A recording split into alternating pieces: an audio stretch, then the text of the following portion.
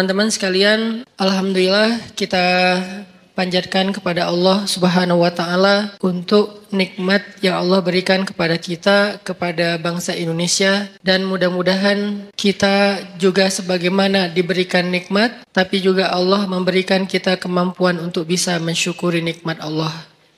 Karena nikmat yang tidak disyukuri itu akan berujung dengan malapetaka dan penyesalan. Sebaliknya, ujian yang disabari itu akan berujung dengan kenikmatan. Jadi enggak hanya bisa kita merasa gembira dan merasa nyaman dengan nikmat yang Allah kasih. Karena nikmat yang Allah kasih kepada kita, kalau tidak diiringi dengan rasa syukur, dengan ekspresi syukur yang tepat, justru nikmat itu akan sedikit demi sedikit membawa kita kepada kehancuran.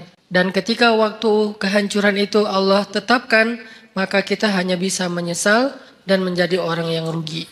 Baik itu secara personal maupun secara sebuah bangsa. Kalau bangsa ini diberikan nikmat kemerdekaan, bangsa ini diberikan nikmat untuk bisa keluar dari banyak masalah, banyak tekanan, banyak peristiwa-peristiwa besar termasuk pada tanggal 30 September dan seterusnya. Lalu kita tidak mampu mensyukurinya dengan ekspresi syukur yang benar, maka justru nikmat-nikmat yang sudah banyak Allah berikan kepada bangsa ini akan diganti menjadi kebinasaan dan malapetaka. Na'udzubillahi min dzalik. Itu pernah dialami oleh orang-orang sebelum kita. Jadi ini bukan sekedar wacana, bukan sekedar nakut-nakuti, bukan sekedar persepsi subjektif. Tapi ini udah dialami oleh orang-orang sebelum kita. Makanya Al-Quran sendiri yang maha benar selalu mengangkat sejarah sebagai contoh. Padahal Allah cukup mengatakan jangan kayak gitu. Artinya apa yang Allah larang itu udah pasti rugi. Tapi kenapa Allah habis bilang jangan kayak gitu, Allah bilang seperti orang-orang sebelum kalian yang pernah begini, lalu mereka merugi. Karena Allah ingin kita belajar dari sejarah. Dulu ada satu negeri yang sangat subur di Yaman. Negeri itu sampai diistilahkan dengan baldatun thayyibatun. Baldatun yang negeri yang thayyibah, yang semua yang tumbuh itu adalah baik. Nggak ada yang nggak baik. Tapi tiba-tiba berubah menjadi sebuah negeri yang berwarna hitam karena Allah hanguskan negeri itu dengan kebakaran yang luar biasa. Tapi kalau kita baca sejarah itu bukan kebakaran karena human error. Allahu alam, tapi ini adalah salah satu bentuk kemarahan Allah kepada mereka. Ini artinya kita belajar untuk berekspresi tentang mensyukuri nikmat Allah Subhanahu wa taala, baik kita secara pribadi maupun kita secara bangsa, supaya Allah Subhanahu wa taala mendawamkan nikmat itu untuk bangsa Indonesia. Teman-teman yang dirahmati Allah, malam ini kita akan lanjutkan pembahasan atau obrolan kita pada pertemuan sebelumnya, yang waktu itu saya sempat bahas dengan tema diam. Kebenaran setelah pembahasan dengan tema diam ini, ada beberapa pertanyaan yang saya lihat di sosial media, terutama di komen postingan-postingan saya, yang menurut saya belum tuntas pemahamannya. Sehingga muncullah komen-komen yang ada yang sifatnya bertanya, ada yang sifatnya menyimpulkan. Kalau yang sifatnya bertanya buat saya itu sangat fair. Karena namanya orang nggak paham maka dia bertanya. Tapi kalau yang sifatnya menyimpulkan lalu keliru, buat saya harus diluruskan. Nah, dari pembahasan diam atau pembahasan sabar atau pembahasan mengalah atau pembahasan jangan membalas keburukan dengan keburukan dan seterusnya, saya melihat kadang-kadang sebagian dari kita memahaminya tidak utuh, memahaminya tidak kondisional, tetapi mengeneralisir pemahaman itu dalam kasus apapun, dan ini tidak berlaku dalam Islam. Karena dalam Islam itu selalu ada yang namanya dawabit, detail masalah. Masalahnya apa dulu? Sehingga nggak boleh seseorang itu mengeneralisir sebuah jawaban kalau ternyata memang kasusnya berbeda. Kecuali hikmah ya. Kalau hikmah boleh. Hikmah yang sama untuk kasus yang banyak. Contoh hikmah keutamaan istighfar. Ada yang datang bilang, saya belum dikaruniai anak. Apa ya yang harus saya lakukan? Banyak istighfar. Datang lagi, saya belum dapat pekerjaan, apa yang harus saya lakukan? Banyak istighfar. Saya ribut dengan pasangan, apa yang harus saya lakukan? Banyak istighfar. Kebun saya kering, apa yang harus saya lakukan? Banyak istighfar. Dan seterusnya, itu hikmah. Kalau hikmah itu kayak mutiara, dia punya banyak sisi dan semuanya bercahaya. Tapi kalau jawaban yang sifatnya adalah hukum dan seterusnya, fikih, ini nggak bisa mengeneralisir semua masalah dengan satu fatwa.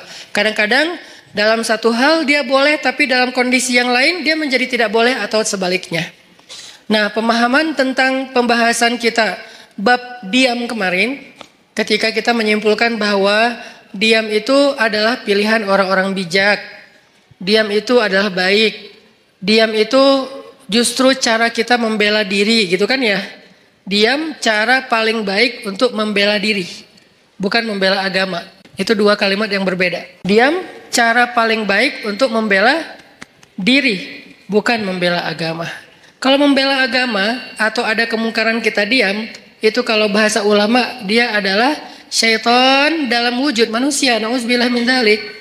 Gak boleh diam. Cuman kita juga perlu belajar, kalau gak boleh diam terus kita ngapain? Karena ada orang bilang kita gak boleh diam, tapi dia juga gak ngerti ngapain setelahnya, nyikapinnya gimana, ngeresponnya gimana, ekspresinya gimana. Nah, ini semuanya adalah pembahasan yang tidak satu kali pertemuan. Kita harus membahasnya secara berturut, kemudian kita mencoba memahaminya dari semua kondisi. Kemarin kita membahas masalah bahwa diam itu adalah cara untuk membela diri yang paling baik.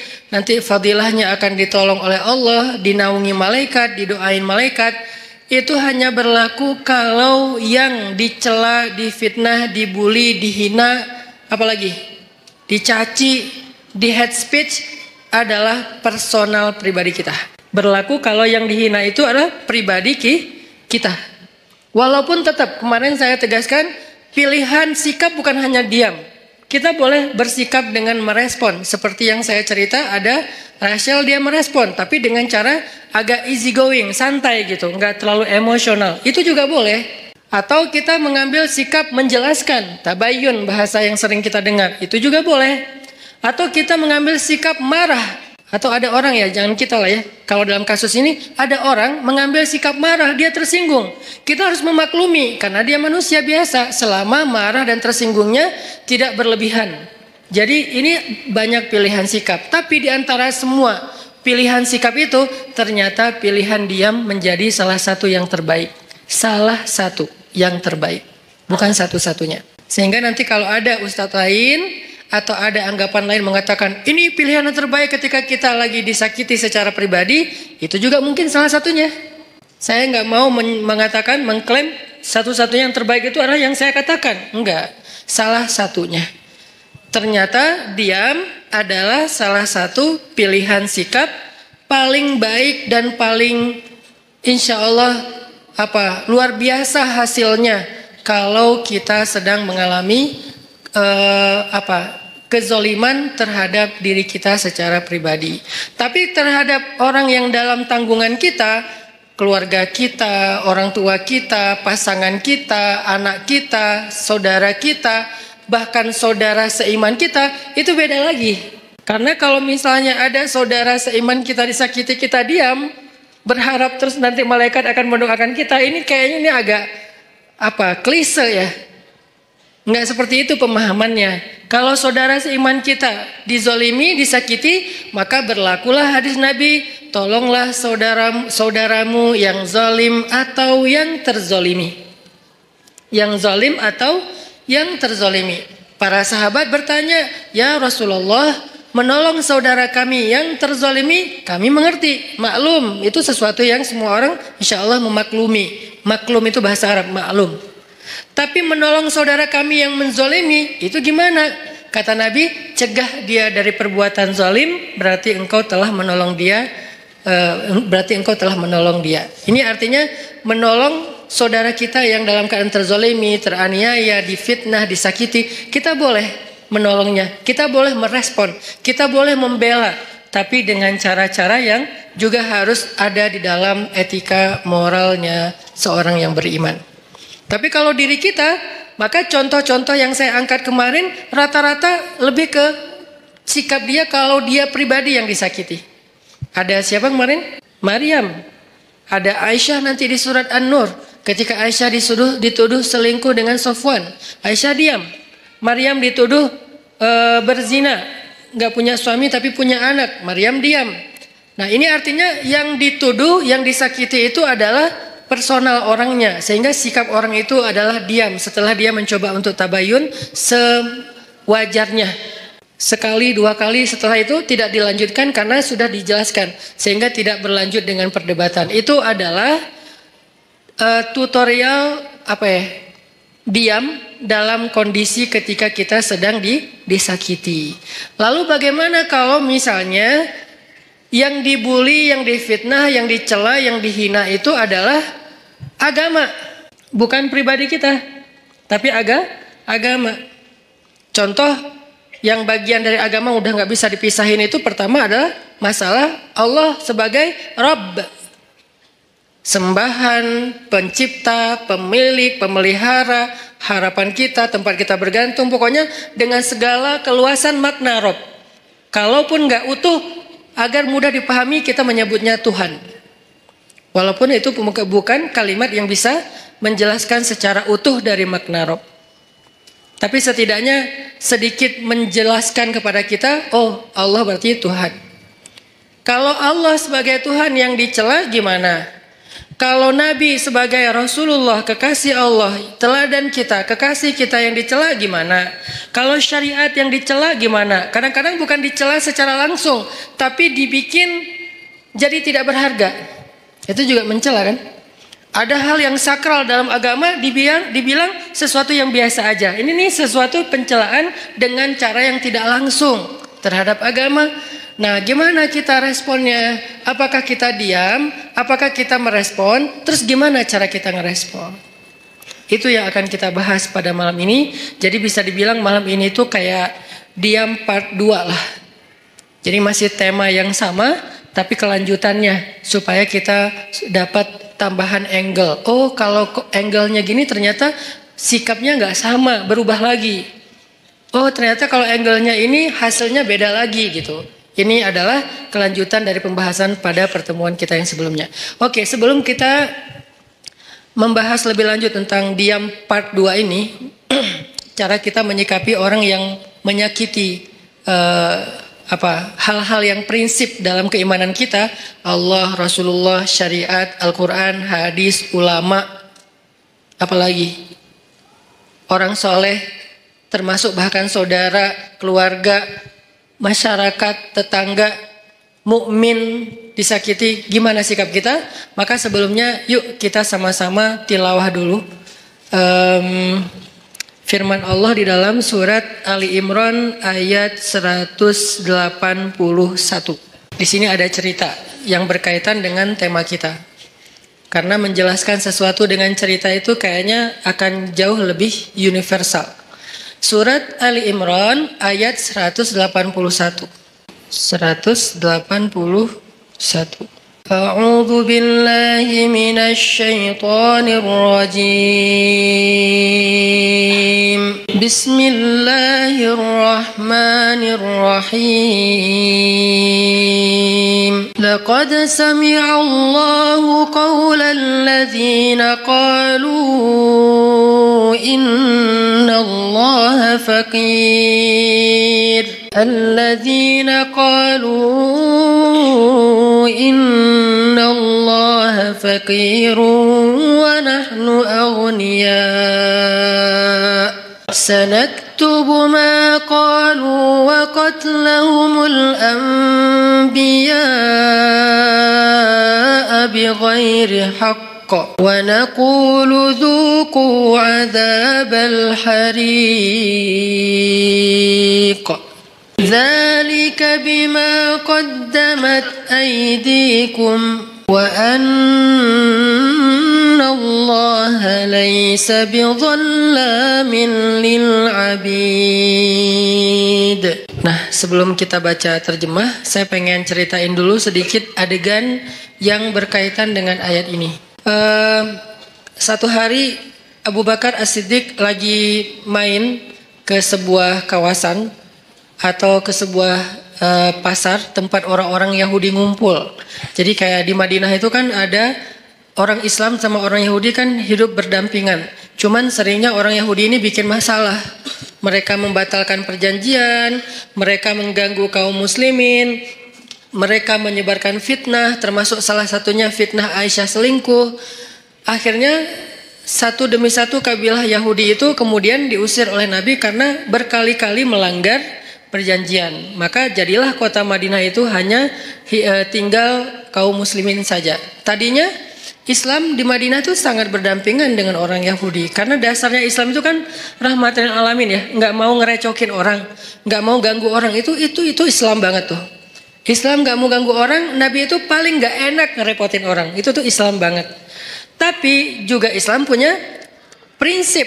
Dia punya hal yang buat dia itu nggak bisa ditawar. Salah satunya adalah kehormatan. Apalagi yang berkaitan dengan kehormatan perempuan. Kemudian masalah ideologi, hal-hal yang akidah, syariah. Sehingga muncullah kalimat lakum dinukum waliyadin. Kalian dengan cara agama kalian, kami dengan cara agama kami. Bisa nggak kayak gitu kita hidup? Nggak usah saling mengganggu. Bisa, oke. Tanda tangan perjanjian, jalan beberapa lama. Ternyata dilanggar sama orang Yahudi. Sekali dibiarin.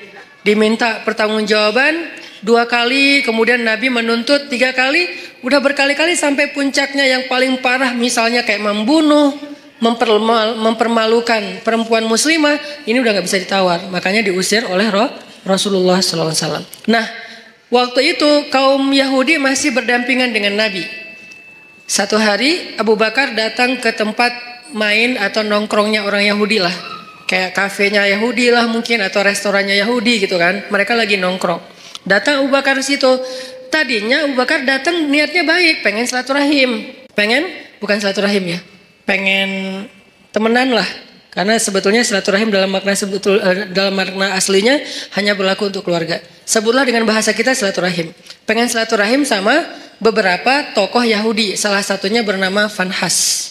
Nah, ketika sampai di tempat Fanhas nongkrong, Abu Bakar datang, terus Abu Bakar duduk dengan Fanhas. Abu Bakar ngobrol gitu sama Fanhas. Fanhas, kamu tahu kan Islam itu benar? Soalnya Fanhas ini siapa?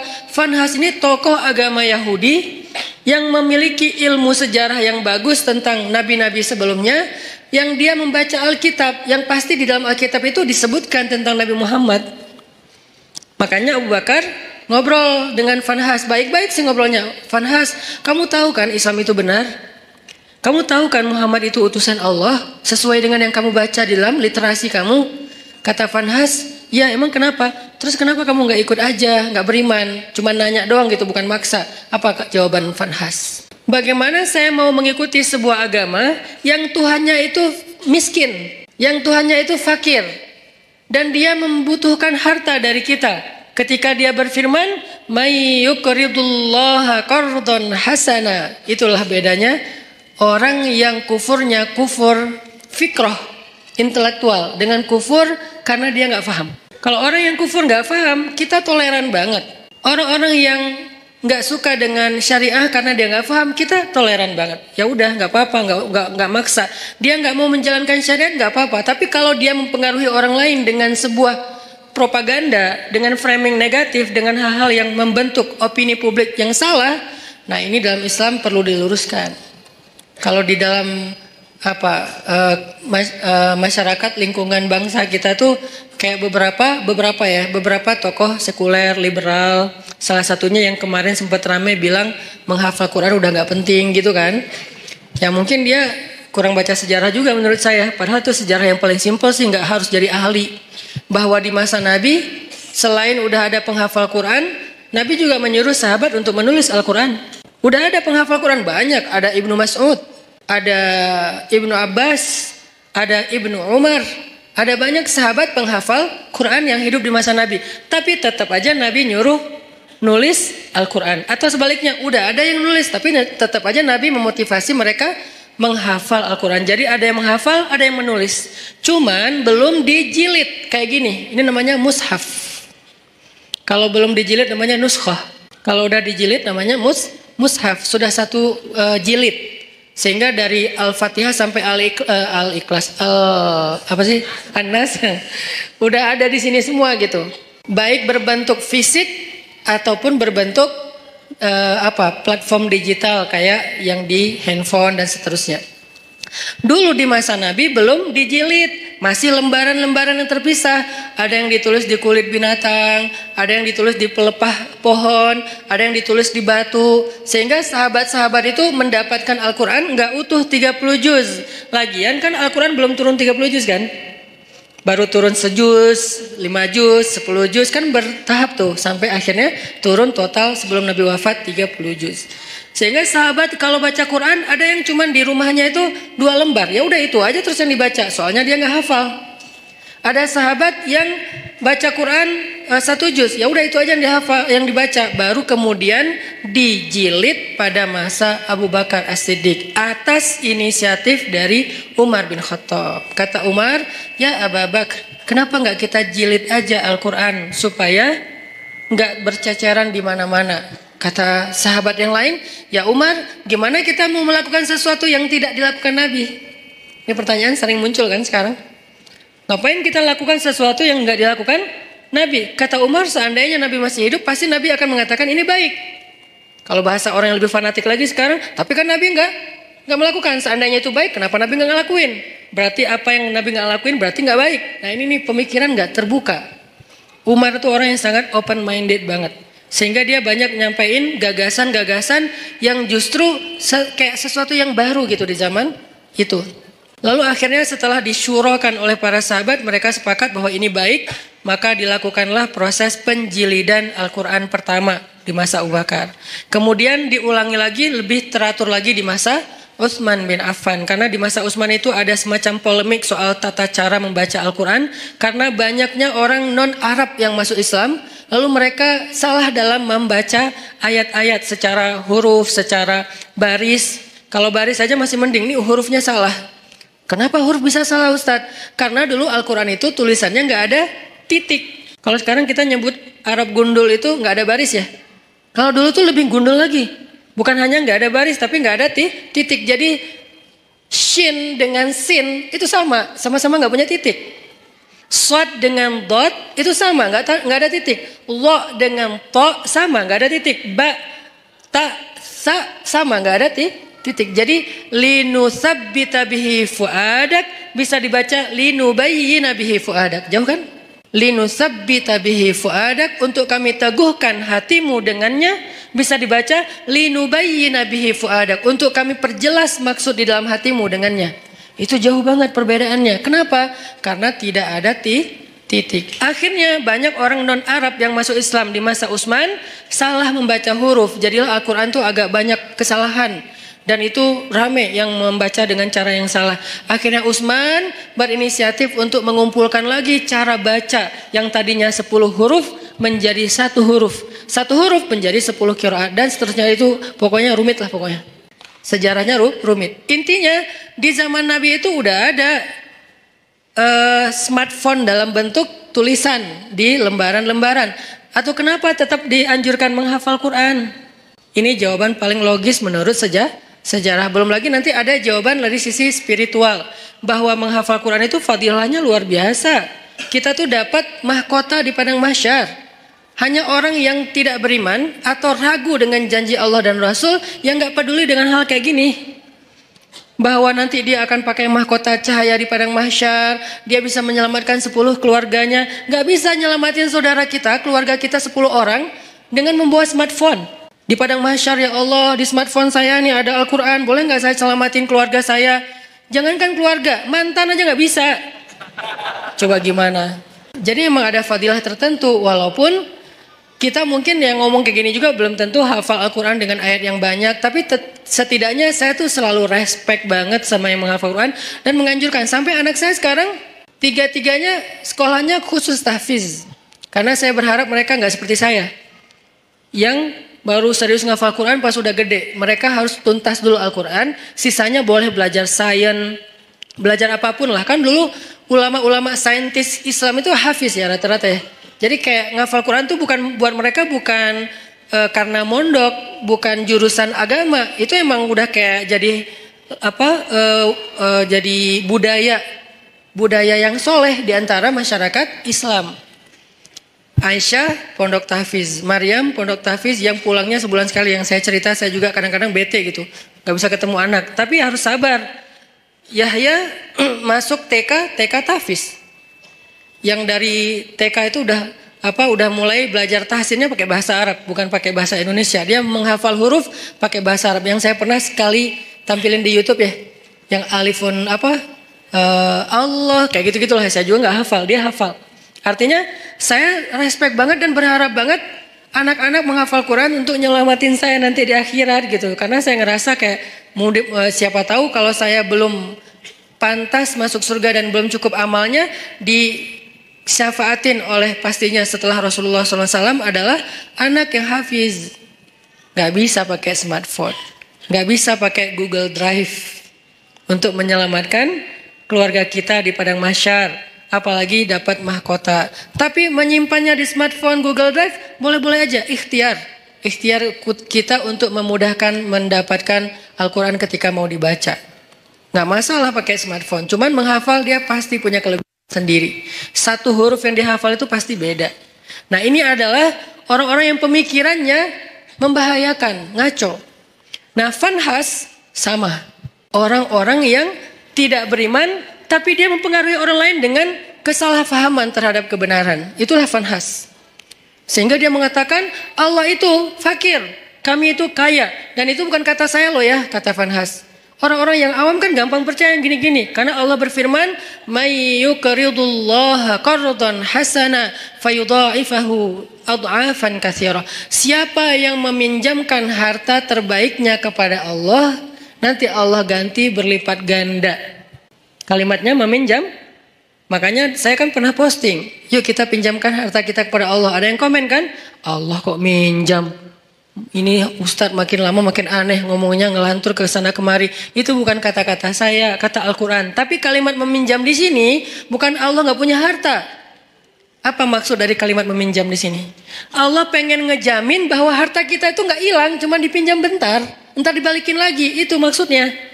Kalau Allah minta kan berarti hilang dong. Kalau Allah pinjam, entar dibalikin lagi. Dan Allah itu nggak pernah ingkar janji. Ditambah lagi ada kalimat, Allah ngebalikinnya nggak sesuai dengan yang dipinjam. Dibalikin berlipat kali. Berkali lipat. Karena tadi kebalik jadi kebalik juga kata-katanya. Dibalikin berkali lipat. Nah di situ juga dikritisi sama si fanhas.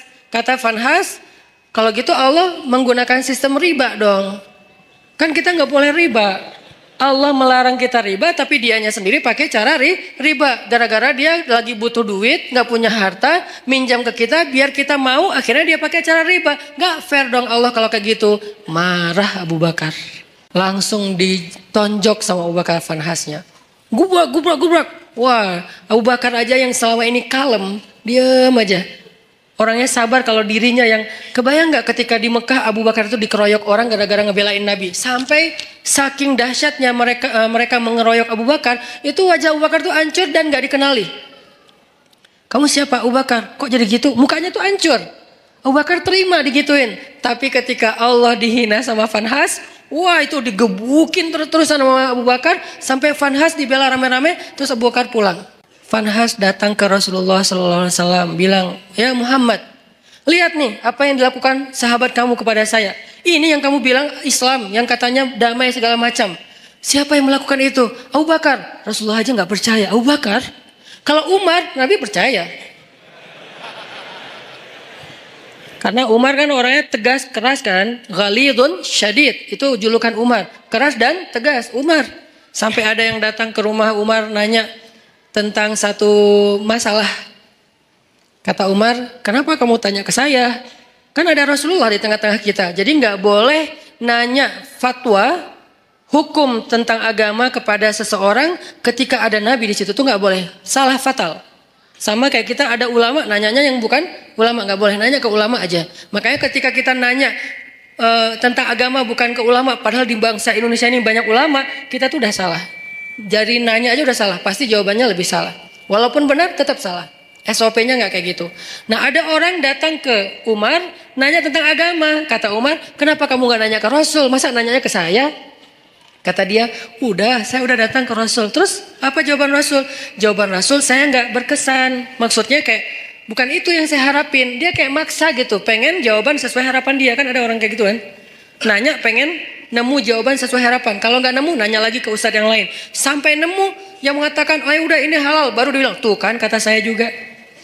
9 ustadz bilang haram, 1 ustadz bilang halal, dia ambil yang 1. Nah ini masih mending lah sesama ustadz. Ini mah Rasul. Rasul udah kasih jawaban, tapi saya nggak cocok gitu. Makanya saya tanya kepada kamu. Menurut saya kamu bijak. Dipuji-puji Umar. Apa yang dilakukan Umar? Kata Umar, ya udah tunggu sebentar ya. Dia masuk, keluar bawa pedang. Udah dihunuskan pedangnya. Bukan bawa pedang dalam sarungnya, dihunuskan pedangnya. Ini nih jawaban saya nih, langsung kabur tuh orang. Itu Umar.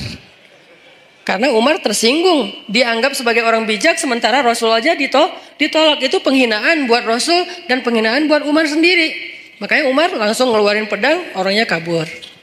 Tapi ini yang melakukan Abu Bakar, bukan Umar. Orang yang gak pernah dikenal, pernah mukulin orang. Satu-satunya yang pernah dipukul Abu Bakar itu cuma berhala. Ketika dia masih kecil, diajak ayahnya untuk ngelilingin tawafin berhala. Ayahnya yang tawaf, Abu Bakar duduk nungguin. Pas ayahnya udah pergi, berhala itu dilemparin sama Abu Bakar. Lo ngapain sih orang-orang tawaf ke lo, padahal gak bisa ngapa-ngapain. Itu Abu Bakar, salah satu sahabat, walaupun sedikit sekali jumlahnya, sahabat yang gak pernah syirik bahkan di masa sebelum Islam. Abu Bakar salah satunya. Abu Bakar, Khadijah, Ali. Ini orang-orang yang dari sebelum Islam pun mereka gak pernah syirik, gak pernah nyembah berhala. Tapi yang lain pernah lalu bertaubat dan masuk Islam, kemudian menjadi lebih baik. Abu Bakar yang melakukan. Rasulullah, Abu Bakar, dipanggil Abu Bakar. Lalu Nabi nanya baik-baik, karena ini Abu Bakar nih, orang yang wibawa, orang yang baik hati, orang yang lembut. Gak boleh langsung dipercayai aja nih omongan, apalagi nih Fanhas yang ngomong. Rasulullah nanya, ya Abu Bakar, ini perbuatan kamu? Ya Rasulullah. Nabi kaget. Jadi itu bukan hoax. Benar nih Abu Bakar nonjokin orang, gebukin orang. Ya Rasulullah. Ya Abu Bakar, kenapa kamu pukul dia? Apa jawaban Abu Bakar? Ya Rasulullah, inna aduwallah qala qawlan aziman annallaha faqirun wa annahum minallahi anillahi aghniya. Ya Rasulullah, sesungguhnya musuh Allah ini mengatakan satu kalimat yang sangat fatal, yang sangat buruk tentang Allah. Dia bilang Allah itu fakir dan mereka itu kaya dan tidak butuh kepada Allah. Maka ghadibtu lillah ya Rasulullah. Saya marah karena Allah ya Rasulullah. Rasulullah nanya ke si Fanhas, Fanhas, benar kamu bilang Allah fakir? Enggak, namanya juga orang Bani Israel. Enggak semua Yahudi itu kayak gitu. Karena ada Yahudi yang lurus dulu, enggak tahu sekarang. Tapi umat Yahudi kan Nabi Musa Yahudi yang membawa agama Yahudi. Kemudian nanti ada keluarga Nabi Musa yang Yahudi, termasuk sampai Zakaria, Imran Yahudi kan. Jadi bukan agamanya, Bani Israel lah yang paling bawel itu. Ternyata dia bohong, dia bilang enggak. Wah Abu Bakar udah mukulin saya, sekarang dia memfitnah saya. Muhammad, beginikah didikanmu terhadap sahabatmu? Rasulullah bingung, mana yang benar nih? Abu Bakar mukul Fanhas. Tapi Fanhas bilang, saya enggak mengatakan hal yang kayak gitu. Saya disakitin sama Abu Bakar. Abu Bakar itu emang benci sama saya sejak dulu. Akhirnya ketika Nabi tidak bisa menilai siapa yang benar, siapa yang salah, turunlah ayat ini. Allah mendengar pembicaraan orang yang mengatakan Allah fakir dan kami kaya. Dengan segala macam kemarahan Allah juga. Allah juga marah tuh. Di sini Allah kayak bilang, aku juga marah, bukan Abu Bakar doang, kata Allah. Jadi Abu Bakar kayak dibela gitu sama Allah. Abu Bakar, bareng kita marah sama dia. Dia kan keren ya Abu Bakar ya di situ ya. Sampai Allah mengatakan apa tadi ayatnya teh? Wa naqulu dzuqu adzabal harik, dan kami balas ucapan mereka dengan kalimat dzuqu adzabal harik, rasakan azab yang membara. Itu tuh ancaman Allah kepada Fanhas nanti di akhirat. Artinya Allah tuh merestui Abu Bakar marah. Allah merestui Abu Bakar marah. Tapi kita jangan buru-buru menyimpulkan ini terus kita langsung take action ya. Wah ini bahaya, gue tonjokin aja nih. Jangan, karena ini nih Fanhas. Yang kita hadapi kan bukan Fanhas kan, beda-beda kan. Ada yang namanya apa? Mungkin dia pakai nama Abu atau apalah kayak gitu-gitu kan. Ini nggak boleh difanhasin, Karena kalau dia difanhasin nanti jadi rame, Islam malah yang jelek juga kan. Makanya ya hadapi aja dengan argumentasi ilmiah, hadapi aja dengan penjelasan yang meluruskan persepsi kepada masyarakat, nggak usah terpancing. Biarkan harusnya hukum yang bergerak di situ, karena emang kewajiban seorang yang memegang hukum, penguasa. Kalau dia nggak mengambil tindakan hukum, dia bertanggung jawab di hadapan Allah SWT. Dalam arti membiarkan orang menghina Allah, Rasulullah, agama Allah. Membiarkan saja dosa, karena dia mampu untuk mencegah, untuk menyikapinya, untuk menghukum dengan cara yang terbaik. Di zaman Umar, ketika Umar jadi khalifah, ada tuh yang kayak gitu tuh. Suka nyebarin hal-hal yang kayak aneh, nyeleneh tentang agama. Asalnya dari Irak. Dia ini emang tokoh liberalnya Irak lah. Dia nyebarin fitnah tentang makna ayat Al-Quran. Saya lupa tapi ayatnya apa, nanti saya cek lagi. Tapi dia kayak bikin keraguan orang terhadap kebenaran Al-Quran. Kalau dalam bahasa ulama ini disebut dengan istilah syubhat. Makanya ada istilah raddus syubhat, menolak membantah syubhat-syubhat tentang agama. Ada yang mengatakan misalnya ternyata melakukan hubungan walaupun tidak halal, tidak resmi, tidak dalam akad nikah, asalkan sama-sama rela, itu sesuatu yang dibolehkan. Ini namanya syubhat, menyebarkan fitnah tentang agama di tengah-tengah masyarakat. Ini fatal banget dalam sebuah sebuah bangsa atau masyarakat. Di zaman Umar ada orang kayak gitu. Kalau kita baca sejarah kekhalifahan Umar itu luar biasa loh. Ada orang yang dideportasi karena terlalu ganteng, selebgram, terlalu ganteng, dan itu nggak ada hasil editan. Kalau saya kan ngeditnya lama kan ya, pakai editor terbaik lah, Rifat C. Tapi kalau ini nggak perlu diedit, udah emang ganteng. Rambutnya ikal sepundak, keren banget. Sampai saking gantengnya dia, cewek-cewek nggak mau nikah kecuali sama dia. Kan kasihan banget cowok yang lain ya. Nggak mau nikah kecuali sama dia. Sampai ada cewek-cewek bikin syair tentang dia, kayak bikin lagu gitu tentang dia, di aransemen dengan cara-cara yang berbeda-beda. Ada syair isinya gini, seandainya tempat tidurku hangat bersama dengan dia. Coba, syair jahiliyah namanya. Aku ingin tempat tidurku terasa hangat bersama dia. Sampai gitu terdengar oleh Umar. Nauzubillah, kata Umar, innalillah, astagfirullah. Umar kan suka keliling-keliling gitu kan. Pas dengar itu Umar nanya kepada kayak kabinetnya, siapa cewek itu? Dia fansnya. Siapa cowok yang disebut di situ? Itu. Akhirnya dipanggil cowok itu ke tempat Umar. Kemudian Umar melihat, ganteng. Emang ganteng gitu. Kenapa kok cewek senang sama dia? Gantengnya di sebelah mana ya? Akhirnya Umar berkesimpulan yang buat dia makin ganteng itu emang mahkotanya adalah rambut. Rambutnya adalah mahkota. Akhirnya, kamu tahu kesalahan kamu apa? Apa wahai Amirul Mukminin? Kamu terlalu ganteng. Salah saya apa? Kan saya takdirnya lahir seperti ini, Ci. Ya udah, sekarang kamu harus dikurangi kegantengannya sedikit biar nggak jadi fitnah. Itu tuh di zaman Umar, ada yang kayak gitu kejadiannya. Coba, kayak gitu-gitu aja diurus oleh negara loh. Demi supaya, kan tugas seorang pemimpin itu adalah menjamin rakyatnya itu tidak terjadi masalah kan, termasuk masalah moral. Ini kan masalah moral yang nanti merusak juga masalah spiritual, iman, ibadah, kan jadi nggak khusyuk ngingat dia terus lagi sholat. Makanya nggak boleh. Nah akhirnya kata Umar, kamu harus dikurangin kegantengannya. Caranya dipotong rambutnya. Astagfirullahaladzim, digundul, dipotong sampai habis. Akhirnya ini hak saya gimana? Hak kamu adalah kamu akan dibayar oleh negara. Gara-gara dipotong rambut dibayar oleh negara. Akhirnya dia dipotong rambut. Besok datang lagi. Karena rambutnya udah habis kan, malu kan rambut udah habis. Dia pakai sorban. Datang ke Umar. Kata Umar, ini lebih ganteng. Ternyata pakai sorban malah lebih keren lagi gitu. Aduh, Umar bingung nih gimana diapain. Masa dibuka sorbannya, kasihan, mempermalukan. Islam itu menjaga banget hak orang lain, gak mau mempermalukan. Dia tetap rambutnya dihabisin, tapi jangan dibiarin kelihatan orang banyak karena itu malu. Soalnya itu kayak aib kalau di Arab rambutnya pelontos gitu, itu aib. Sehingga akhirnya dikasihlah sorban. Malah makin ganteng. Umar bingung. Akhirnya Umar memutuskan dia harus dideportasi ke sebuah kampung yang isinya nenek-nenek. Kampung itu nenek-neneknya pas dia datang, gitu. Pun parah juga nih nenek-nenek. Akhirnya dia dideportasi ke luar negeri yang kampungnya isinya orang ibu-ibu tua, yang dia atas tindakan itu dia digaji oleh pemerintah. Ini adilnya Islam. Hukum tegak tapi fair. Hukum tegak tapi fair. Dia nggak hanya di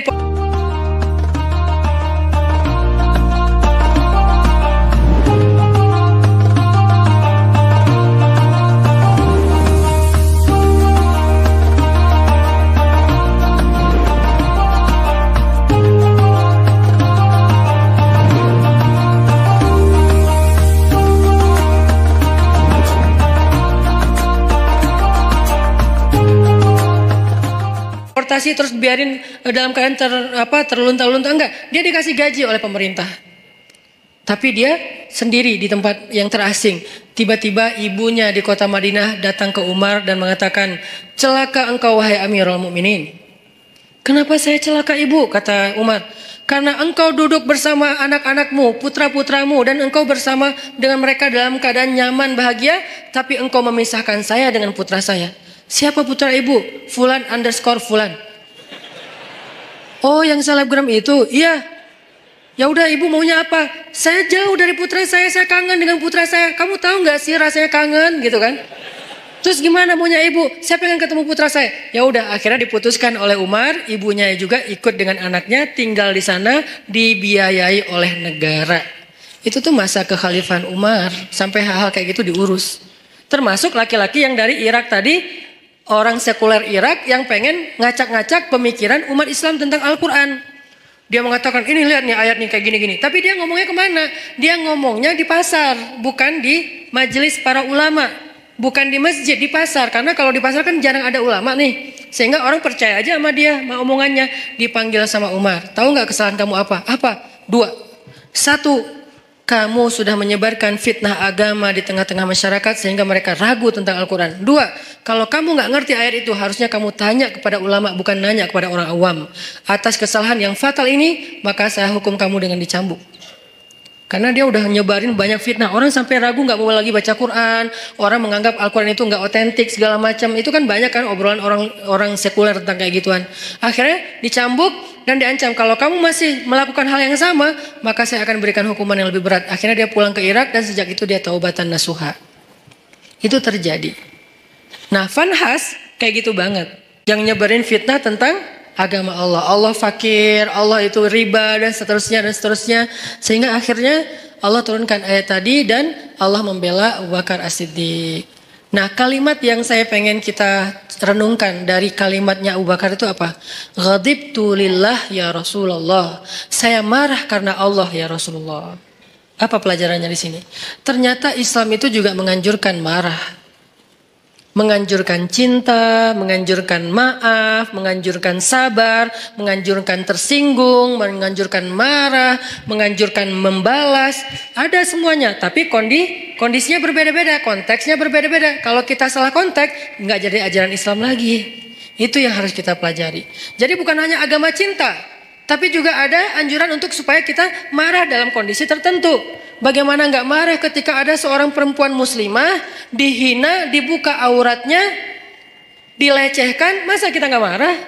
Rasulullah aja marah ketika ada perempuan muslimah lagi belanja di masjid, di pasar, belanja di pasarnya Yahudi, terus dilecehkan sama cowok-cowok anak muda Yahudi. Diapain? Roknya tuh diikat pakai tali, digantung ke tiang gitu. Pas dia jalan kan kesingkap karena ketarik tali kan, sehingga auratnya kelihatan. Dia malu, nangis, dibela, digunting tuh tali sama seorang laki-laki pemuda muslim, digunting talinya. Marah orang-orang Yahudi yang ngeprank si cewek ini nih. Mereka bilang, "Lo nggak usah ikut-ikutan, ini bukan urusan lo. Ini saudari saya muslimah, saya harus membela sesama orang yang beriman. Lagian kalian zalim, ini kan kejahatan moral. Kalian nggak punya akhlak kepada perempuan, nggak menghargai perempuan." Terjadi adu mulut lama-lama karena dia sendiri dikeroyok meninggal. Udahlah menghina perempuan, membunuh laki-laki yang mencoba membela perempuan tadi. Nabi langsung marah. Langsung dikumpulkan bala tentara yang kuat-kuat oleh Nabi menuju kepada kabilah itu, dikepung tuh kabilahnya. Setelah dikepung, Nabi memberi mereka kesempatan, dua pilihan. Satu, pergi. Dua, perang. Ini namanya marah fisabilillah. Jadi ada jomblo fisabilillah, ada mutusin fisabilillah, ada balikan fisabilillah, semuanya ada fisabilillahnya. Apa maksud saya fisabilillah? Ada jalan yang dibolehkan oleh Allah, ada kondisi yang dibolehkan oleh Allah. Jomblo fisabilillah itu kayak gimana? Jomblo yang sabar, yang tetap istiqomah, yang gak berputus asa dengan berbuat dosa, itu tuh fisabilillah banget. Jadi itu bukan bahasa-bahasa nyeleneh, justru itu sebuah ungkapan sederhana yang di dalamnya tuh terkandung banyak hikmah yang saya harapin kayak gitu. Jadi bukan jihad fisabilillah. Jihad fisabilillah ada juga jihad fisabilillah taghut. Orang yang berjihad bukan karena Allah. Begitu juga dalam urusan yang lain. Ghadibtu lillah ya Rasulullah. Saya marah karena Allah ya Rasulullah. Berarti apa? Di antara cabang-cabang iman adalah emosi. Perasaan cinta, perasaan malu, perasaan takut, perasaan marah. Itu semuanya bagian dari iman. Kalau ada orang mengatakan iman itu hanya cinta, sampai ada kalimat, ya Allah kalau saya beribadah karena saya penginkan surga, tutup surga itu dari saya. Kalau saya beribadah karena saya takut neraka, masukkan saya ke neraka. Saya beribadah hanya karena cinta kepadamu. Ini membentur-benturkan 2-3 hal yang sebetulnya tiga-tiganya baik. 1, roja, mengharapkan surga. Itu baik, bagian dari iman. 2, khauf, takut neraka. Itu juga bagian dari iman. 3, mahabbah, cinta kepada Allah, itu juga bagian dari iman. Tiga-tiganya emosional, perasaan. Ternyata iman itu juga menyangkut urusan perasaan. Sehingga pertanyaannya, sudah berimankah perasaan kita? Jangan-jangan yang baru beriman lisan kita. Asyhadu an la ilaha illallah, asyhadu anna Muhammadar Rasulullah. Lisan kita beriman. Apakah hati kita beriman? Yaitu yakin. Apakah perasaan kita beriman? Yaitu takut kepada neraka, mengharapkan surga, mengharapkan ampunan Allah, cinta sama Allah, kangen sama Allah, cinta sama Rasulullah. Itu kan imannya, perasaan. Sudah berimankah pikiran kita? Artinya pikiran kita tuh yadhkurunallaha qiyaman wa qu'udan wa ala junubihim. Ingat Allah terus. Dalam keadaan berdiri, duduk, berbaring, itu kayak simbol dari totalitas kehidupan dia. Ingat Allah terus. Itu berarti pikirannya sudah beriman. Sudah berimankah tangan kita yang tercegah dari menyakiti orang lain? Sudah berimankah kaki kita yang tidak mau melangkah ke tempat-tempat dosa? Sudah berimankah sekujur tubuh kita dengan segala bentuk amal solehnya? Termasuk perasaan. Sehingga orang yang tidak marah ketika agamanya dihina, orang yang tidak marah ketika Allah dihina, Rasulullah dicela, itu tuh berarti imannya, perasaannya belum utuh keimanannya. Saya nggak bilang nggak beriman ya, karena itu terlalu ekstrim menurut orang tidak beriman. Tapi dalam bab itu dia belum utuh keimanannya, belum baik keimanannya. Karena harusnya dia marah. Cuman yang harus kita perjelas juga adalah gimana cara kita marah. Gimana cara kita mengekspresikan marah? Marah harus, tapi mengekspresikannya ada banyak cara dan itu sangat kondisional. Gak bisa digeneralisir. Tapi marah harus. Tersinggung harus. Coba kalau ada yang menghina ibu kita, marah gak? Marah pasti, gak mungkin gak marah. Salah gak kita marah? Gak salah, cuman gimana cara kita marah kan gitu kan? Waktu kecil dulu kan suka gitu kan? Ada teman kita menghina ayah kita dengan dibuat foto ayah kita di tanah terus diinjak-injak. Nih ayah kamu nih, gitu kan ya. Akhirnya kita, wah lu ngina ayah gua. Akhirnya berantem, waktu kecil suka gitu tuh. Ngalamin gak sih masa-masa kayak gitu? Udah gak ada ya? Kalau yang milenial mungkin gak ngalamin. Kalau saya kan sebelum milenial, udah agak tua. Dulu pernah ngalamin masa-masa si bolang kayak gitu tuh. Terus kita kayak bikin kertas, tulis nama ayah saya Abdurrahman, nama ibu saya Kartini. Jadi ibu saya Kartini itu cuma saya yang boleh nyanyi itu. Ibu kita Kartini, cuma saya karena ibu saya Kartini namanya. Kartini Abdurrahman, nih gue injak-injak nih gue sobek-sobek nih. Wah bener nih lo cari masalah sama gue. Akhirnya berantem, atau dibalas kalau gak berani berantem, nulis juga nama ayah dia sama ibu dia. Kita sobek-sobek juga, ujung-ujungnya sih berantem juga. Kenapa kita marah? Karena kita cinta sama orang tua kita, gak mungkin enggak. Kadang-kadang kita kayak sebel sama ibu kita, tapi kita gak rela ada orang menghina ibu kita kan. Kadang-kadang kita kayak beda pendapat sama orang tua kita, tapi kita gak rela ada yang menyakiti orang tua kita. Itu tuh udah pasti. Umumnya kayak gitu. Hanya anak durhaka yang gak kayak gitu. Umumnya orang kayak gitu. Gimana pun dia nggak dekat sama orang tuanya, gimana pun dia kayak nggak nyaman dengan orang tuanya, kadang-kadang berdebat, berselisih sampai marah, tapi dia nggak rela orang menyakiti orang tuanya. Apalagi ini lebih dalam rasanya daripada masalah keluarga. Kenapa bisa gitu Ustadz? Karena suatu hari Umar bin Khattab datang kepada Nabi mengatakan, "Ya Rasulullah, aku mencintaimu lebih dari apapun kecuali diriku sendiri." Cinta itu perasaan, bagian dari iman. Kata Nabi, belum sempurna wahai Umar. Artinya belum cukup wahai Umar. Belum cukup iman kalau hanya baru mencintai Rasul lebih dari apapun juga selain diri sendiri. Belum cukup wahai Umar. Artinya imannya belum utuh. Terus gimana ya Rasulullah? Katakan aku mencintaimu lebih daripada apapun termasuk diriku sendiri. Ya Rasulullah, aku mencintaimu lebih daripada apapun termasuk diriku sendiri. Al-an ya Umar, al-an. Sekarang baru cukup wahai Umar, baru cukup. Dan Umar gak ngomong dengan lisannya saja, dia ngomong dengan perasaannya. Kalau dia udah ngomong itu benar-benar rasanya dalam sedalam itu. Artinya perasaan, emosi bagian dari iman. Sehingga yang harus kita syahadatkan dalam tanda petik, yang harus kita islamkan, yang harus kita cas terus keimanan dalam diri kita, bukan hanya wawasan di kepala kita dengan duduk di ta'lim, bukan hanya lisan kita dengan mengucapkan kalimatan thayyibah, tapi juga termasuk rasa, perbuatan, akhlak, semuanya harus ditanya, sudah berimankah diri kita? Sudah berimankah akhlak saya? Sudah berimankah pandangan saya? Karena pandangan orang yang beriman tidak akan melihat aurat. Pandangan orang yang beriman tidak akan melihat yang dosa. Nanti di atas mereka ada yang lebih dahsyat lagi. Jangankan aurat orang lain, aurat sendiri aja gak mau ngelihat. Siapa dia? Ali bin Abi Thalib. Aurat sendiri aja gak ngelihat. Coba, kebayang gak tuh? Ya gak usah dibayangin juga sih. Aurat sendiri gak mau ngelihat. Saking karamallahu wajhah, saking mulianya wajah dan matanya Ali bin Abi Thalib, aurat sendiri gak mau lihat. Dalam peperangan dia duel sama musuh, kemudian dia menebas kaki musuhnya dengan pedang Ali, lalu tersobeklah pakaian laki-laki tersebut dan kelihatan pahanya. Ali langsung palingkan wajahnya, gak mau ngelihat paha musuh. Coba, padahal lagi perang tuh, bukan lagi jalan, lagi kayak kena motor atau apa misalnya sobek, enggak. Dan itu cowok. Kebayang gak cewek? Kalau kita cewek, ini cowok. Artinya ya apa sih, teman doang atau apa gitu kan ya. Walaupun ada sebagian yang mengatakan paha bukan aurat. Kalau yang mengatakan paha bukan aurat berarti adegan itu bukan paha, lebih dari itu. Kalau yang mengatakan paha itu aurat berarti kejadian itu hanya sebatas paha. Dua-duanya pendapat ulama dan kita hargai. Yang jelas Ali gak mau ngelihat, langsung memalingkan wajahnya. Nah musuhnya kan curang, di mana-mana kan di film juga yang fiktif. Yang namanya antagonis selalu curang kan? Gak ada yang antagonis tapi baik hati, itu namanya bukan antagonis, si hero. Dia pasti curang. Begitu Ali sebagai superhero-nya balik arah, dia nyerang. Curang kan? Tapi Ali, yang digituin Ali gitu, salah orang. Ali balik arah, justru pedangnya tuh lagi siaga. Begitu dia nyerang, diputerin lagi tuh pedang, putus leher musuh tersebut. Dan itu musuh bukan orang biasa, legendnya orang Mekah. Yang sahabat-sahabat gak berani duel sama dia. Diam semuanya. Ali yang berani. Siapa yang mau menantang saya? Diam sahabat yang lain. Kata Ali, gak ada yang bangkit. Ya Rasulullah, saya. Kata Rasulullah, Ali duduk. Duduk aja Ali. Gak ada cowok di antara kalian yang berani nantang saya.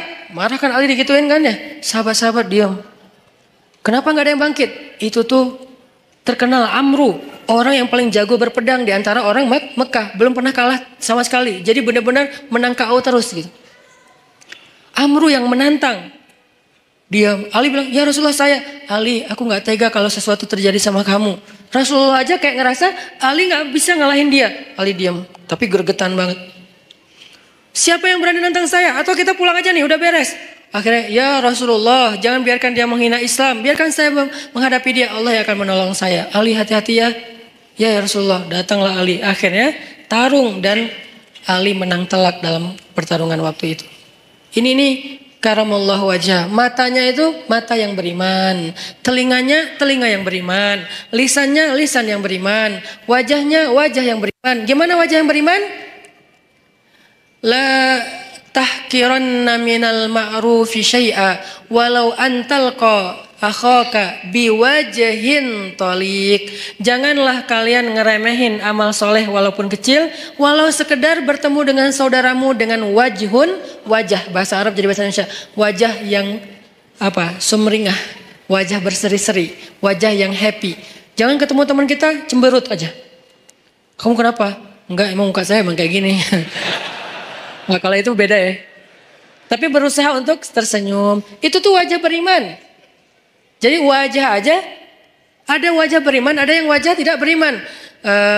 Wujuhu yauma idzin muswaddat, gitu ya kurang lebih. Pokoknya wajah mereka hari itu dalam keadaan tertutup debu, dalam keadaan alaiha ghabarah, dalam keadaan tertutup debu, dalam keadaan hitam legam. Itu wajah orang kufur. Sedangkan orang yang beriman, wajahnya bercahaya, wajahnya happy, wajahnya bahagia. Dari sejak di dunia. Wajah kita sudah berimankah? Kemudian apa lagi? Hati kita sudah berimankah? Perasaan kita sudah berimankah? Tangan, kaki kita sudah berimankah? Rambut kita sudah berimankah? Dan seterusnya, semuanya. Gimana rambut yang beriman, Ustadz? Nabi melarang kita untuk membuat rambut yang terlalu ditipisin sebelah ya. Sampai tinggal di atas doang gitu kan. Itu dalam Islam dilarang. Berarti rambut yang beriman, yang gak kayak gitu. Kalau ditipisin dikit gak apa-apa. Tapi ini tipisin, habis tinggal gini doang. Ya, itu tidak dianjurkan dalam Islam. Berarti rambut yang beriman, rambut yang biasa-biasa aja. Kalau bisa agak luar biasa dikit. Tadi kayak cowok yang keren tadi rambutnya sepundak, ikal. Kalau nggak mampu Ustadz, karena kalau udah saya panjang nggak turun ke bawah naik ke atas, ya udah jangan dipaksain. Tergantung jenis rambut. Yang jelas rapi, terus dirawat sama dia kan ya. Itu rambut orang beriman. Ternyata iman itu bukan hanya soal sholat, puasa, termasuk perasaan. Jadi marah itu bisa jadi bagian dari iman kalau tepat dalam kondisinya. Sehingga Abu Bakar marah, ghadibtu lillah ya Rasulullah. Itu kata kuncinya. Aku marah karena Allah wahai Rasulullah SAW. Sehingga kita wajib marah teman-teman. Sampai Nabi pernah mengatakan juga dalam masalah perasaan dan iman itu ada hubungannya. Kata Nabi, salasun man kunna wajada fihi halawatal iman. Man kunna fihi wajada halawatal iman. Ada 3 hal yang kalau seseorang itu ngerasain kalau seseorang itu mendapatkannya berarti dia merasakan nikmatnya iman. Merasakan puncaknya iman. Merasakan loh ya, bukan melakukan, bukan mengatakan, bukan memikirkan, tapi merasakan, rasa. Dan 3-tiganya rasa. Ada 3 perasaan yang kalau seseorang mendapatkan dalam dirinya berarti dia berada di puncaknya iman. 1. Ayyakunallahu wa rasuluhu ahabba ilaihi mimma siwahuma. Ketika Allah dan Rasul lebih dicintai olehnya dari apapun juga. Cinta, perasaan. Yang kedua, perasaan juga. Ayyuhibbal mar'a la yuhibbuhu illa lillah. Mencintai seseorang dan tidak mencintainya kecuali karena Allah. Mencintai sesama muslim, mencintai ulama, mencintai habaib, mencintai para kiai, mencintai guru-guru kita, mencintai orang yang soleh, yang lebih soleh dari kita, mencintai, itu perasaan. Dan itu adalah wajada halawatul iman, puncaknya iman. Ketiga, ayyakraha ayyauda ilal kufr kama yakrahu ayyuqadhafa finnar. Benci, ternyata benci juga bagian dari iman. Benci, bagian dari iman. Jadi kalau ada orang Islam itu tidak membenci, benci. Kepada apa dia benci? Kepada dosa, kepada kemungkaran, kepada kekufuran dia benci. Makanya bahasanya ayyakrah ayyauda ilal kufr. Dia benci untuk kembali kepada kufur. Saya enggak mengatakan kalimatnya benci kepada orang kafir, enggak. Benci kepada kembali kepada kekufuran. Artinya perbuatannya. Dia benci dengan perbuatan dosa, bermaksiat, dia benci. Berarti kalau kita udah bisa membenci dosa-dosa kita di masa lalu, insya Allah kita sudah merasakan puncaknya iman, benci. Jadi kalau dikatakan Islam itu nggak ada kebencian, ada kebencian, dalam banget. Kebenciannya bagian dari 70 cabang iman. Tapi bencinya siapa? yang dibenci adalah dosa. Makanya ada ayat Allahumma habib, ada doa Allahumma habib ilainal iman wa zayyinhu fi qulubina wa karrih ilainal kufra wal fusuqa wal isyan waj'alna minar rasyidin. Itu doa. Diambil dari ayat. Ayatnya walakinnallaha habbaba ilaikumul iman wa zayyanahu fi qulubikum wa karraha ilaikumul kufra wal fusuqa wal isyan wa ja'alakum minar rasyidin. Allah menjadikan kalian apa mereka gitu sebagai orang yang mencintai keimanan dan menjadikan rasa cinta itu indah dalam hati mereka. Lalu menjadikan mereka benci kepada kekufuran dan itulah orang yang mendapatkan petunjuk. Benci kepada kufur, dosa, fusuk. Fusuk itu apa? Akhlak yang buruk. Dia nggak suka. Jadi kalau kita ngelihat ada orang yang perangainya nggak bagus dan kita ngerasa itu kayak entertain, hiburan, ini kita berarti nggak punya benci nih. Jangan benci orangnya, benci perangai perbuatan yang buruknya. Orangnya nggak ada. Ini lain lagi ceritanya. Karena orang bisa berubah kan?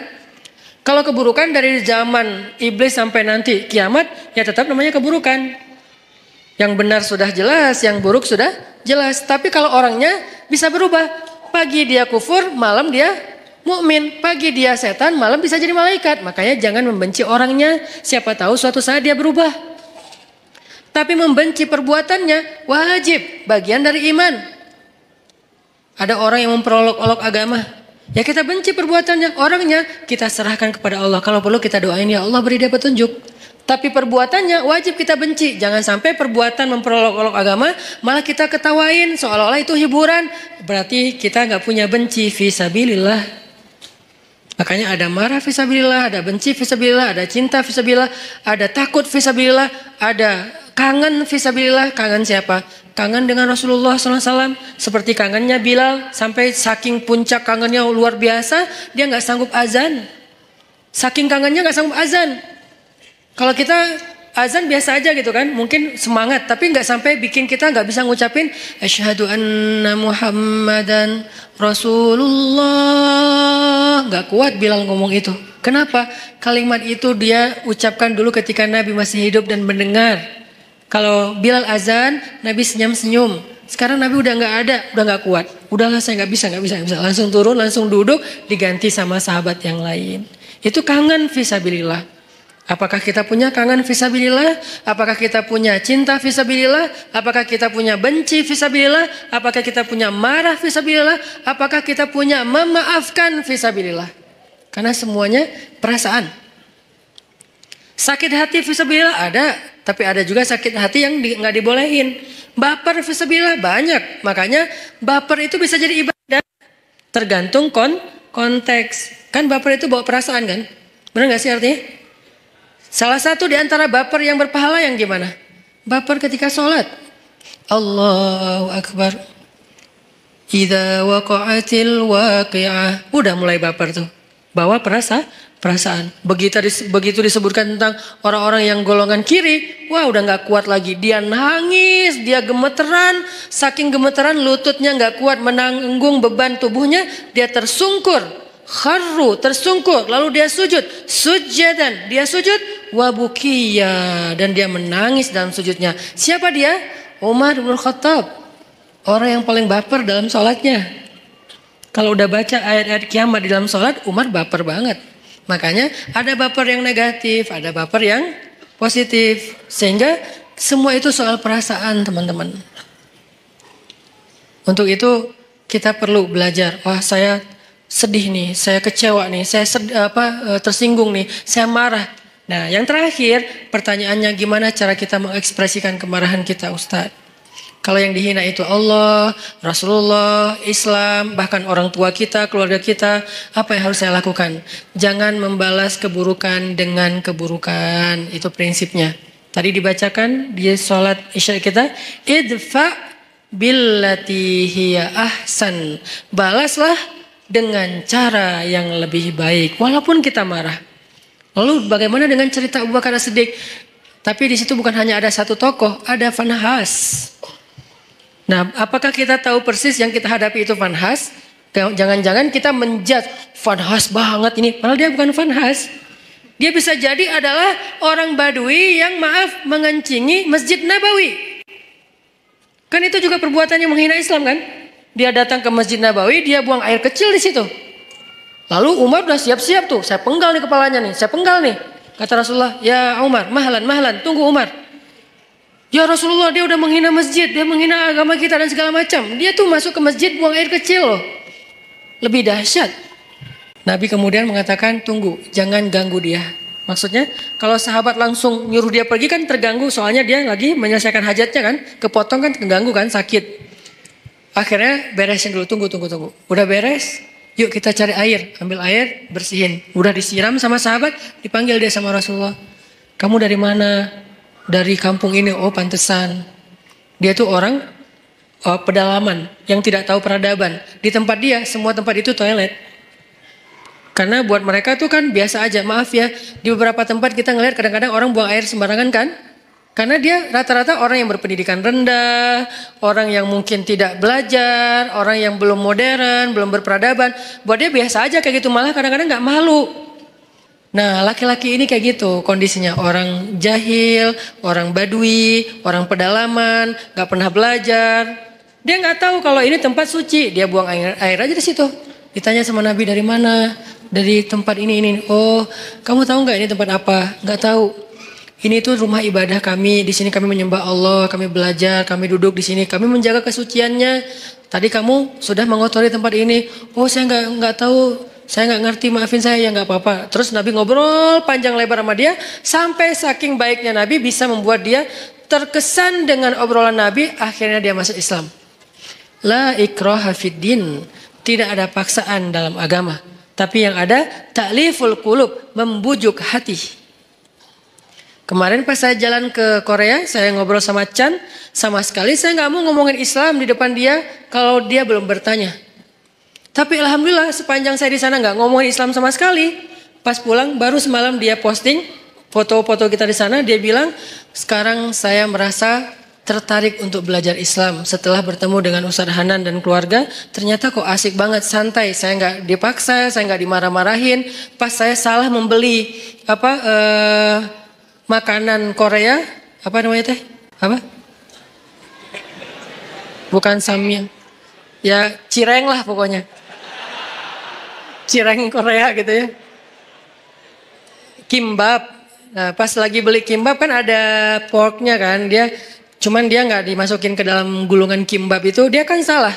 Tapi saya malah saya malah bayarin, bukan membeli, saya malah bayarin. Karena udah terlanjur dibeli, pasti harus dibayar. Akhirnya kalau belum terlanjur dibeli, saya nggak akan beli. Tapi karena udah terlanjur dibeli, dan pasti Chan akan bayar, saya bayarin. Tapi saya nggak mau makan, saya ngomong ke dia pelan banget. Chan maaf ya, maaf banget nih. Saya tahu kamu niatnya baik, tapi maaf karena kamu nggak paham tadi itu ada pork di situ. Walaupun nggak dikasih di sini, tetap nggak boleh bagi kami. Maaf ya. Oh ya nggak apa-apa. Dia malah respect. Alhamdulillah sekarang pengen belajar Islam. Walaupun hidayah itu di tangan Allah, bukan di tangan kita. Kita hanya ikhtiar. Akhirnya orang Badui ini masuk Islam. Setelah masuk Islam, dia doa, ya Allah, berilah rahmatmu kepada saya dan kepada Rasulullah, yang lain jangan.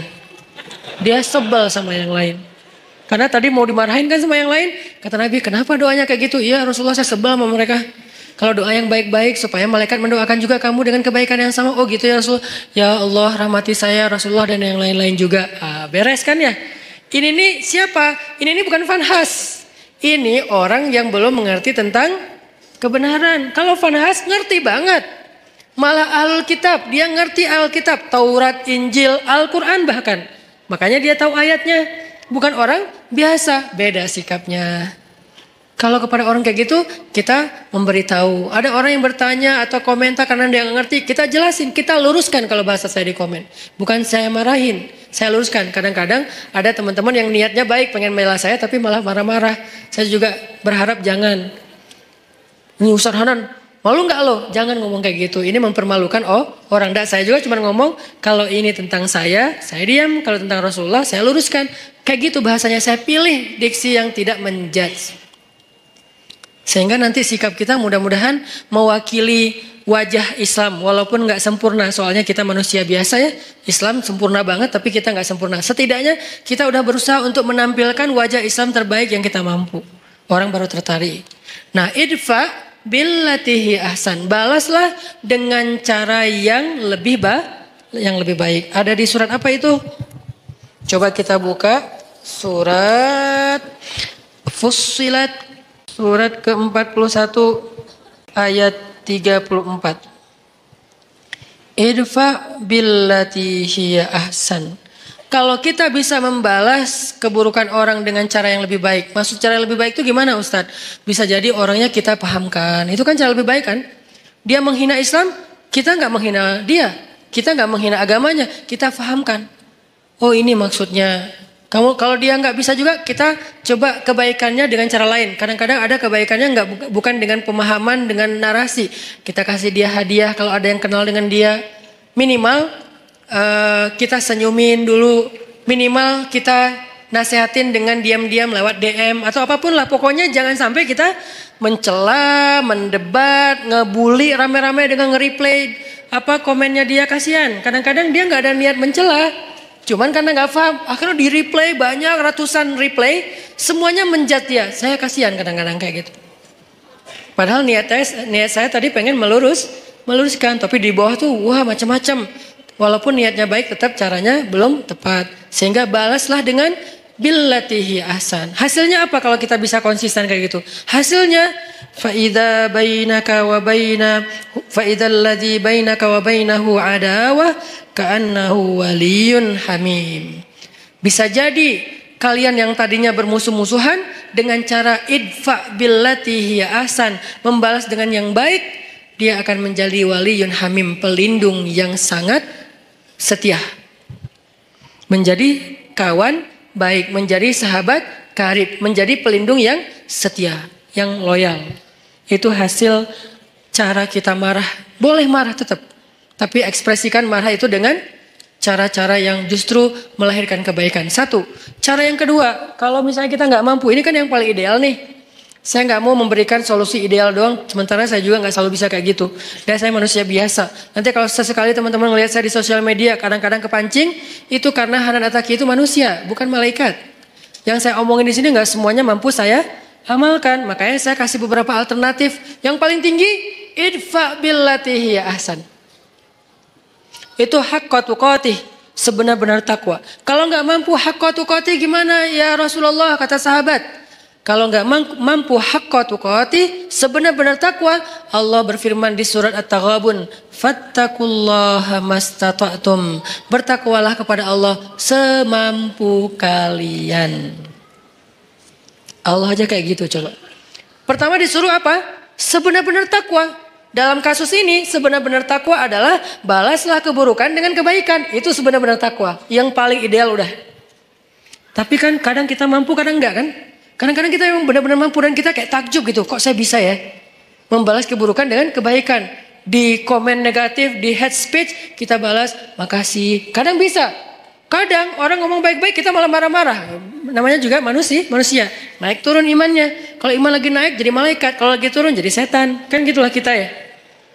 Sehingga Allah tahu banget lah kita tuh manusia biasa. Sehingga setelah Allah bilang ittaqullaha haqqa tuqatih, bertakwalah dengan sebenar-benar takwa. Salah satu kasusnya adalah balaslah dengan yang lebih baik. Allah katakan fattaqullaha mastata'tum. Kalau nggak bisa, maka bertakwalah kepada Allah semampu kalian. Di akhir surat At-Taghabun. Jadi dua ayat ini saling mengutuhkan. Nah dalam kasus semampu kita gimana? Coba teman-teman buka Al-An'am. Di surat Al-An'am ayat 68. Coba lihat surat Al-An'am ayat 68. وَإِذَا رَأَيْتَ الَّذِينَ يَخُوضُونَ فِي آيَاتِنَا فَأَعْرِضْ عَنْهُمْ حَتَّى يَخُوضُوا فِي حَدِيثٍ غَيْرِهِ Wa imma yunsiyannaka asyaitanu fala taq'ud ba'da dzikra ma'al qaumidz zalimin.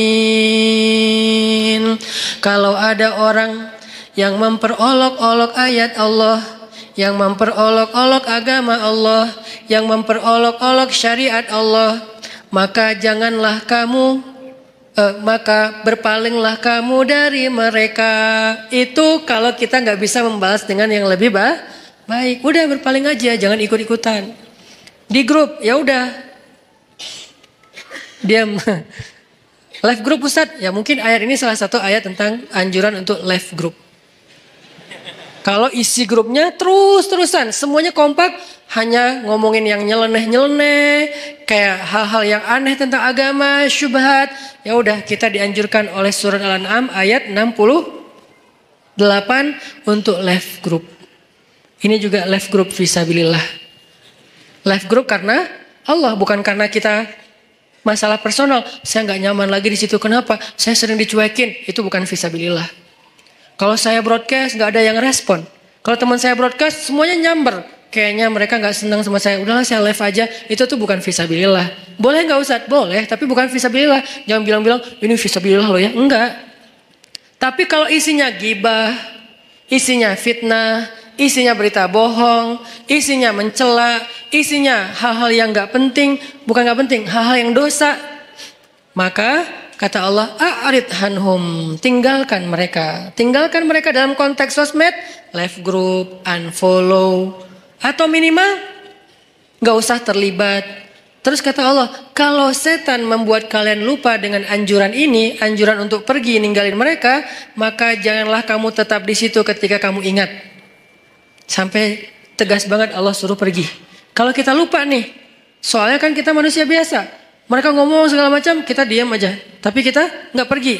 Nah, kalau kita pas ingat, aduh, oh iya ya, ini udah ngomongin tentang agama yang aneh-aneh nih. Ya udah deh, saya pergi. Nah, pergilah kalau kalian tidak mampu untuk memperbaiki keadaan itu. Ini. Jadi kalau kita nggak bisa memberitahu dengan baik-baik, nggak bisa menjelaskan, kadang-kadang kita kalah jumlah. Kita sendiri yang lain rame-rame, dan mereka kayak kuat banget argumentasinya, sombong pula. Kalau argumentatif doang masih bisa lah, tapi ini disertai dengan sombong kan susah ya.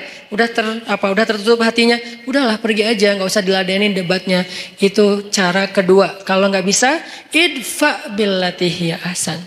Dua cara inilah yang disebut dengan ittaqullaha haqqa tuqatih. Nggak mampu ya Allah, ittaqullaha mastata'tum, semampu kali. La yukallifullahu nafsan illa wusaha. Itu teman-teman